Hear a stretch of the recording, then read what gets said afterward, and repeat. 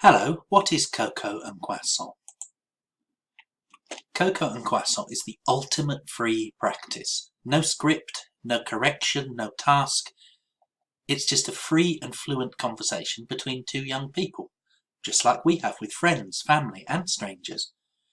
But is it reasonable to expect two students to have an unscripted conversation in a second language without any preparation? No, of course it isn't. Knowing a language is not speaking it. Learning grammar and vocabulary doesn't mean a learner can have a free and fluent conversation. Speaking is interactive. It takes place in real time. It's spontaneous. And there's little time for planning. Speaking is less about knowledge of grammar and vocabulary and more about learning skills and strategy. Building fluency. So, what is fluency? It's more than just the speed of speaking, although this is important. It's knowing the right place to pause for breath. It's not speaking one word one by one, but allowing your words to flow naturally.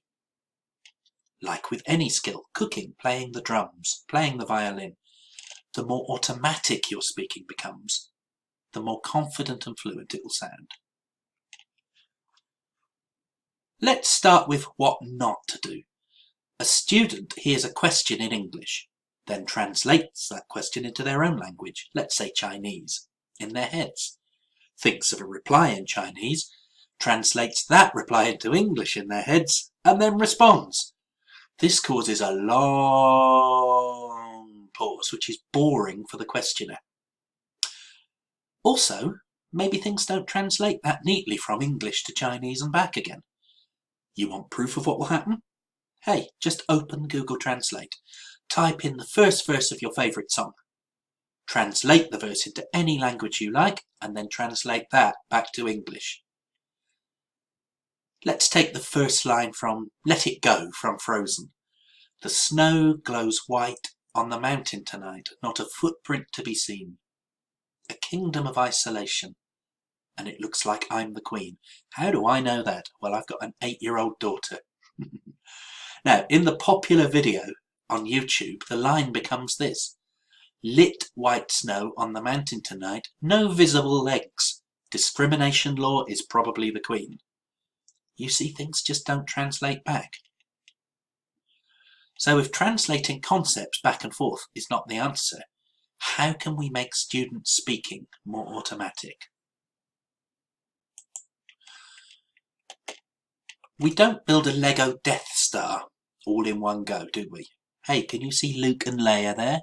Oh, I can see Darth Vader. Cool.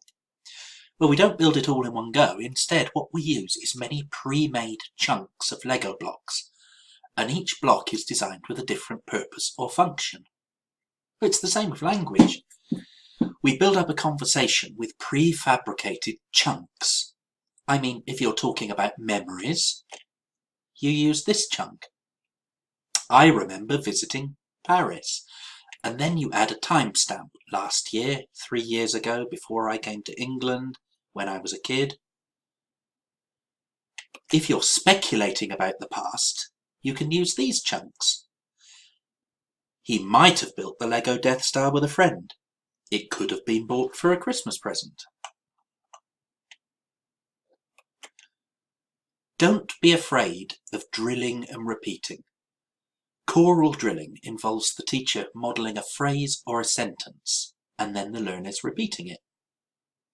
There's different kinds of drilling, such as a choral drill, which involves the whole class, and a substitution drill, where the teacher changes the cue words after each repetition. Drilling is teacher-centred and it is non-communicative, so it's against everything that the SUL method stands for. But it's great for getting students confident and automatic with the fixed, prefabricated phrases that you want them to practice. A particularly effective method is called back training. This is a drilling technique intending to help learners pronounce difficult sound groups, words or phrases. Now, the teacher begins with the last sound, which the learners repeat, and then gradually builds up the word or phrase by going back to the beginning. Have fun with it. Use different accents.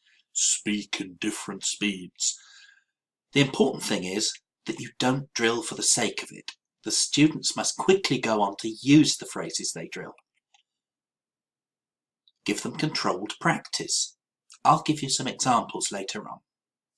Don't just drill the whole class. Point to some pairs or individuals at random. Conduct them like an orchestra. Take a look at this video on YouTube. It's really interesting what you can do with drilling. If the fixed prefabricated blocks of language have been practiced over and over, they become automatic. This allows a student more processing space in their brain to fill in the missing personalised words they need for conversation. It's like clearing off your computer of unwanted files to speed up the processing time. Now, I think the big 4 skills in conversation are giving and getting opinions, agreeing and disagreeing, giving examples, and also asking questions. Each of these functions has prefabricated phrases which the students can drill until they're automatic. Giving opinions, many students can say, "What do you think about?" And they can say, "Well, I think," but we can teach them more authentic English if that's what they want. I say, "What do you reckon?" "I agree" isn't really a fluent and coherent part of a conversation. The student needs to give more input. For instance, London is more interesting to visit than Paris. I agree. And then the conversation stops. But how's this? London is more interesting to visit than Paris.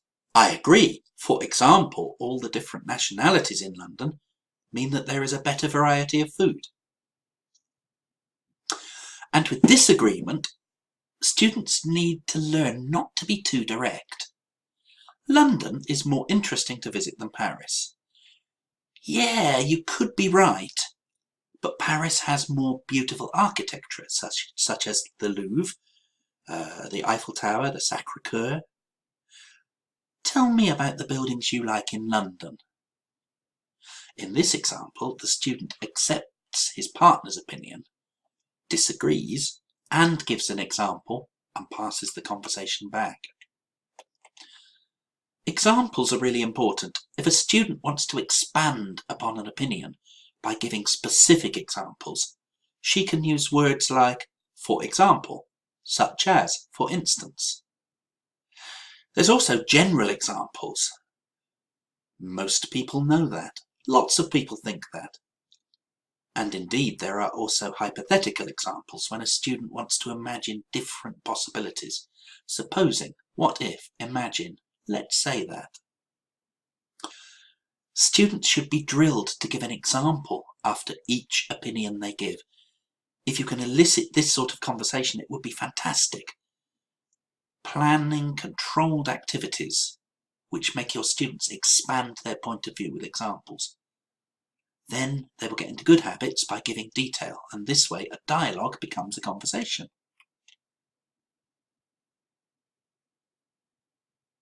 I think this is a great example of a conversation you could have.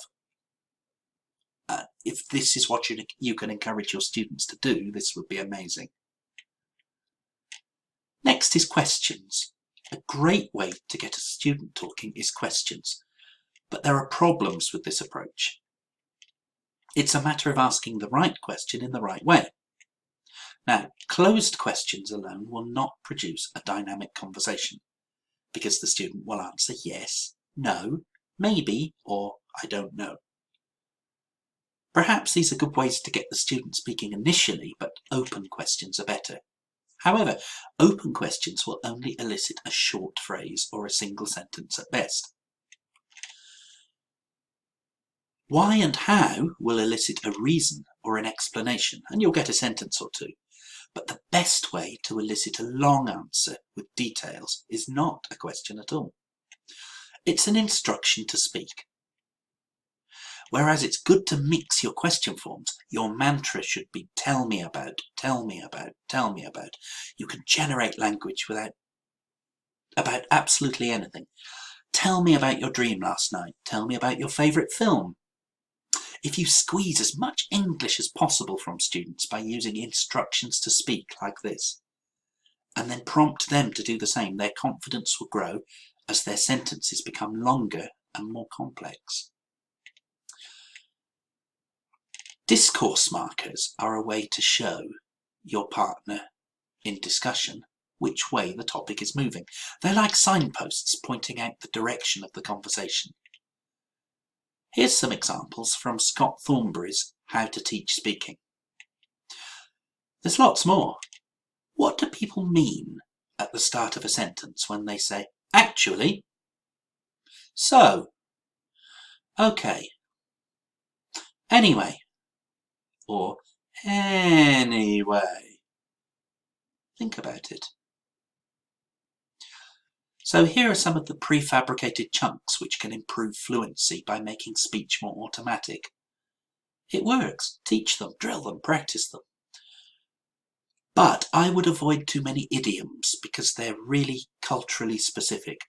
Some cultures are more literal thinkers and have trouble thinking symbolically or metaphorically. Also, idioms can be a minefield. In this example, I would avoid speak of the devil with certain cultures for obvious reasons.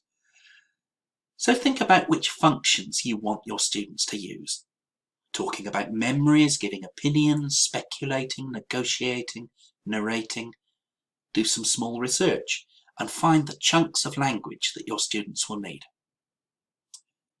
Prep them well with lots and lots of controlled practice until they become automatic. More in part 2.